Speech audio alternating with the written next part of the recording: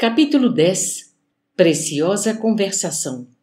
Blandina, que parecia bastante versada nas questões da infância, associando à conversação que Clarencio desenvolvia, considerou com interesse. Efetivamente, a lei é invariável. Contudo, a criança desencarnada muitas vezes é problema aflitivo. Quase sempre dispõe de afeiçoados que a seguem de perto, amparando-lhe o destino. Entretanto, tenho observado milhares de meninos que, pela natureza das provações em que se envolveram, sofrem muitíssimo à espera de oportunidades favoráveis para a aquisição dos valores de que necessitam. E, sorrindo, bondosa, acrescentou: o caso de Júlio não é para mim dos mais dolorosos. Tenho visitado departamentos de reajuste em que se demoram irmãos nossos, arrancados à carne violentamente, como frutos verdes da árvore em que se desenvolvem. Processos de mente enfermiça que só abençoadas estações regenerativas na carne conseguem curar. Poderíamos receber de sua experiência alguns exemplos objetivos? Indagou Hilário, curioso. São muitos, ponderou a nossa interlocutora, gentil. Temos para demonstração mais prática os absurdos da megalomania intelectual. Há pessoas na Terra que não se acautelam contra os desvarios da inteligência e fazem da astúcia e da vaidade o clima em que respiram. Insistem na inércia do coração, abominam o sentimento elevado que interpretam por pieguismo e transformam a cabeça num laboratório de perversão dos valores da vida. Não cuidam senão dos próprios interesses, não amam senão a si mesmos. Não percebem, contudo, que se ressecam interiormente e nem imaginam os resultados cruéis da cerebração para o mal. Frequentemente, na luta mundana, avultam na condição de dominadores poderosos com vastíssimos potencial de influência sobre amigos e adversários, conhecidos e desconhecidos. Mas esse êxito é ilusório. Caem sob o guante da morte, com grande alívio dos contemporâneos, e passam a receber-lhes as vibrações de repulsa. Semelhantes criaturas, naturalmente, são vítimas de si mesmas e sofrem os mais complicados desequilíbrios mentais. Depois de períodos mais ou menos longos de purgação, após a transição da morte, voltam à carne, necessitados de silêncio e solidão para se desvencilharem dos envoltórios inferiores em que se enredaram, assim como a semente precisa do isolamento na cova escura para desintegrar os elementos pesados que a constringem para novo desabrochar. A moça esboçou inteligente sorriso e continuou. Imaginemos que a terra se recusasse a auxiliar as sementes que esperam reviver. O solo expulsá-las-ia e, em vez dos germens libertados para a vitória da plantação, teríamos tão somente pevides secas, em aflitiva inquietude, desorientando a lavoura. Em verdade, a maioria das mães é constituída por sublime falange de almas nas mais belas experiências de amor e sacrifício, carinho e renúncia, dispostas a sofrer e a morrer pelo bem-estar dos rebentos que a providência divina lhes confiou às mãos ternas e devotadas. Contudo, há mulheres cujo coração ainda se encontra em plena sombra, mais fêmeas que mães, jazem obcecadas pela ideia do prazer e da posse e, despreocupando-se dos filhinhos, lhes favorecem a morte. O infanticídio, inconsciente e indireto, é largamente praticado no mundo e, como o débito reclama resgate, as delongas na solução dos compromissos assumidos acarretam enormes padecimentos nas criaturas que se submetem aos choques biológicos da reencarnação e veem prejudicadas as suas esperanças de quitação com a lei. Ante a pausa que se fizera natural, inquiri: mas a lei não traçará princípios inamovíveis? Pretenderá a irmã dizer que uma criança pode desencarnar fora do dia indicado para a sua libertação? Sim, sem dúvida, atalhou o ministro que nos escutava. Há um programa estruturado na espiritualidade para as nossas tarefas humanas. Entretanto, pertence-nos a condução dos próprios impulsos dentro delas.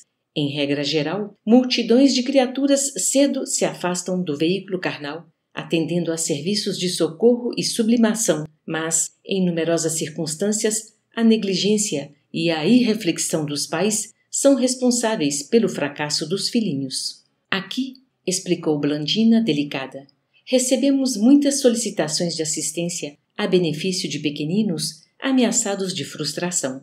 Temos irmãs que, por nutrirem pensamentos infelizes, envenenam o leite materno, comprometendo a estabilidade orgânica dos recém-natos. Vemos casais que, através de rixas incessantes, projetam raios magnéticos de natureza mortal sobre os filhinhos tenros, arruinando-lhes a saúde. E encontramos mulheres invigilantes que confiam o lar a pessoas ainda animalizadas que, à cata de satisfações doentias, não se envergonham de ministrar hipnóticos a entezinhos frágeis que reclamam desvelado carinho. Em algumas ocasiões, conseguimos restabelecer a harmonia com a recuperação desejável. No entanto, muitas vezes somos constrangidas a assistir ao malogro de nossos melhores propósitos. Nesses casos, interferi buscando maiores esclarecimentos. Blandina, porém, percebendo-me a indagação íntima, adiantou. Nesses casos, ainda e sempre, a lei é invariável.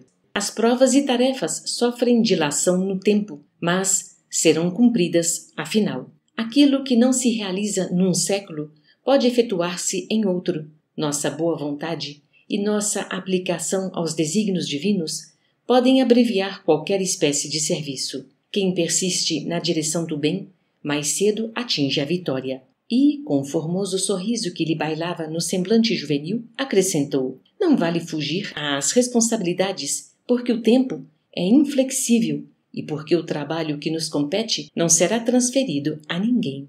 Hilário, que acompanhava a conversação com extremo interesse, considerou: antigamente na Terra, conforme a teologia clássica, supunhamos que os inocentes, depois da morte, permaneciam recolhidos ao descanso do limbo, sem a glória do céu e sem o tormento do inferno. E, nos últimos tempos, com as novas concepções do espiritualismo, acreditávamos que o menino desencarnado retomasse de imediato a sua personalidade de adulto.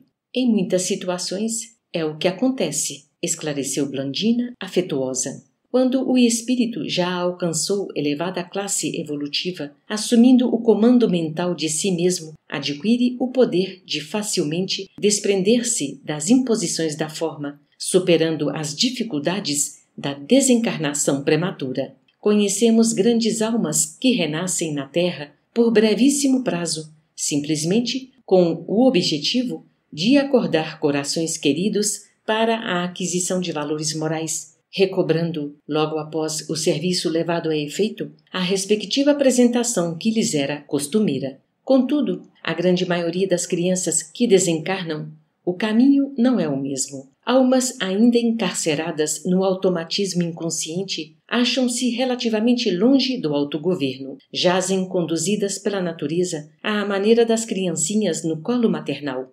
Não sabem desatar os laços que as aprisionam aos rígidos princípios que orientam o mundo das formas e, por isso, exigem tempo para se renovarem no justo desenvolvimento. É por esse motivo que não podemos prescindir dos períodos de recuperação para quem se afasta do veículo físico na fase infantil, de vez que, depois do conflito biológico da reencarnação ou da desencarnação, para quantos se acham nos primeiros degraus da conquista de poder mental, o tempo deve funcionar como elemento indispensável de restauração e a variação desse tempo dependerá da aplicação pessoal do aprendiz à aquisição de luz interior através do próprio aperfeiçoamento moral.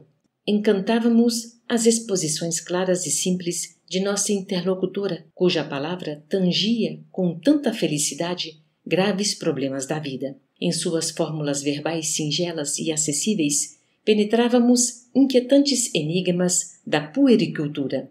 Blandina sabia associar a compreensão e a graça, instruindo-nos com discernimento. Comovido diante das anotações que lhe definiam a valiosa posição cultural, ponderei: usando semelhantes apontamentos, podemos entender com mais segurança os processos dolorosos das enfermidades congênitas e das moléstias insidiosas que assaltam a meninice do mundo. Sempre fui possuído de aflitivo assombro à frente do mongolismo e da epilepsia, da encefalite letárgica e da meningite, da lepra e do câncer na tenra organização infantil. E que dizer dos desastres irremediáveis, considerou Hilário com emoção, dos desastres que arrebatam adoráveis flores do lar, deixando inconsoláveis pais e mães. Por vezes numerosas, procurei resposta às terríveis inquirições que nos atormentam perante corpinhos dilacerados nos hospitais de sangue, sem conseguir ausentar-me do escuro labirinto. Sim, esclareceu a enfermeira bondosa, as reparações nos martirizam na carne, mas, sem elas, não atingiríamos o próprio reajustamento. Cada qual de nós renasce na terra, apreciou o ministro, a exprimir, na matéria densa, o patrimônio de bens ou males que incorporamos aos tecidos sutis da alma. A patogenia, na essência, envolve estudos que remontam ao corpo espiritual para que não seja um quadro de conclusões falhas ou de todo irreais. Voltando à Terra, atraímos os acontecimentos agradáveis ou desagradáveis, segundo os títulos de trabalho que já conquistamos ou conforme as nossas necessidades de redenção. Bem-humorado, acentuou. A carne, de certo modo, em muitas circunstâncias, não é apenas um vaso divino para o crescimento de nossas potencialidades, mas também uma espécie de carvão milagroso, absorvendo-nos os tóxicos e resíduos de sombra que trazemos no corpo substancial. Reparei, então, com mais insistência, a figura suave de Blandina. Por que se dedicar a ela, assim, a trabalhos tão complexos? Não seria mais justo ouvir aquela conversação dos lábios da simpática Mariana que ali se achava junto de nós, em sua posição de matrona respeitável? Externei os meus pensamentos, perguntando com discrição à jovem o porquê da grave tarefa que se incumbia. Blandina apagou a luz do sorriso que lhe adornava o semblante, como flor aberta que se fechasse de súbito. Pesado silêncio pairou no recinto, mas, generosa e simples, adoçou a expressão fisionômica e falou, quase conselheiral. Fui casada em minha última existência e somente há 3 anos terrestres me vejo de novo na vida espiritual. Não pude acariciar um filhinho em meus sonhos recentes de mulher, mas hoje sei que preciso reeducar-me no amor de mãe, consoante os débitos que contraí no passado. Realmente, sinto grande afeição pelas crianças. Contudo, tenho igualmente enormes dívidas morais para com elas. O assunto descambava para um círculo particular que devia ser sagrado aos nossos olhos. Por isso mesmo, Clarencio fez mudo sinal para mim e a conversação foi canalizada para outro rumo.